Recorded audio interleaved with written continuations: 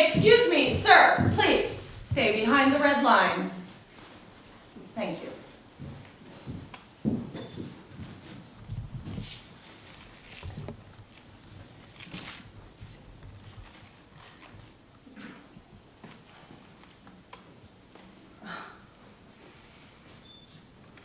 I graduated art school with honors. I've had many drawings in many shows all over the city. My mother thinks that I'm a thriving artist, that I somehow make a living off of it. Well, I don't, obviously. And that's how the problem, or what I like to call my big lie, finally started. When a friend of a friend somehow told someone who told my mother that my work is hanging in this museum. Oh, excuse me, miss, the taking of flash photography is strictly prohibited.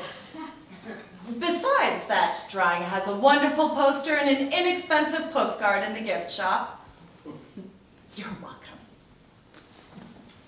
So, my mother calls, and I don't know why, I tell my mother that yes, this museum, this monument to art has, as one of its permanent collection pieces, one of my drawings. So she's in Montana, and I'm here. Everything's fine. She put a story in the local paper. They called. Oh, I gave them a couple of quotes. I thank God every day it didn't go any further. And besides, I think she bought all the copies anyway. So I felt safe. Until one day, on a very crowded Saturday afternoon, came my mother. Oh, I heard her ask a man, "Excuse me, could you tell me where the Parentoni is?" That's my name, Stephanie Parentoni. "The guard in the other room told me that the Parentoni was in this room." I hid my face. My mom started looking at one work after another, squinting and glancing up and down with her bifocals. "Nope, not this one. This one neither." Bragging to some patrons that her daughter had work hanging in the museum. "Have you heard of her, Stephanie Parentoni? Why not? She's my baby girl. I'm so proud she's finally doing something with herself."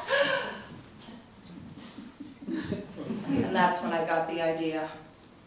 When my mind flipped to the dark side, I ran. I found my best friend, Roy.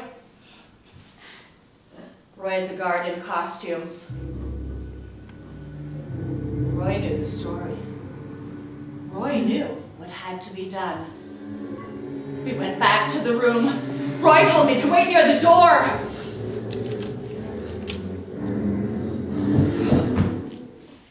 Roy did the deed.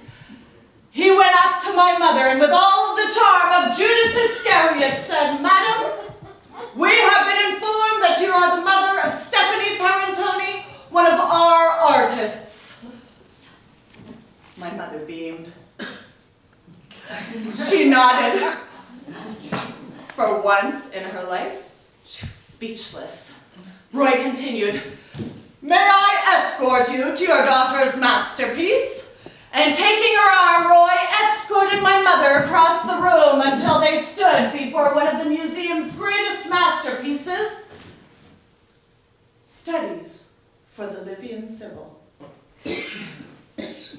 It's a sketch of a Sibyl a prophet that the artist was using as a guide as he frescoed it onto the ceiling of the Sistine Chapel. Yes! Roy was now convincing my mother that I was Michelangelo Buonarroti of Florence, Italy, 1475 to 1564! And she bought it! She turned to a man standing next to her and said, "That's my daughter's." The man replied, "It looks like a Michelangelo to me." To which she said, "She has talent." Oh, excuse me, sir. You dropped your wallet. You're welcome. So afterwards, Roy took my mother to the cafeteria for a cappuccino and a Danish. Even called her a cab. I am deeply indebted to Roy. That evening, my mother called from the hotel. We had dinner. She told me the story 5 times. The next day, we took a cab to the airport together. And it was in the cab ride that I had my revelation. I realized that I'm not an artist. I guard art, and I guard my mother from my lack of it. And I came to the conclusion that I have been cursed with the greatest curse of all.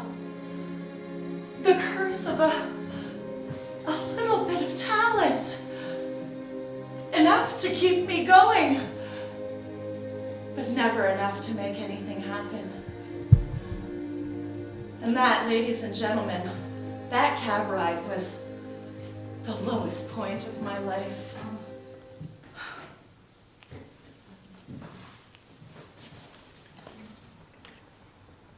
Until I arrived home. And there was a message on my answering machine. And the message was that this museum, has just decided to exhibit as part of its contemporary local artist wings one of my drawings.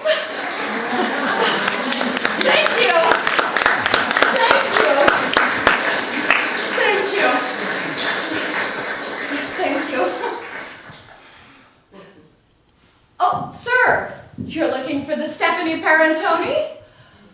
Yes. Right this way, please.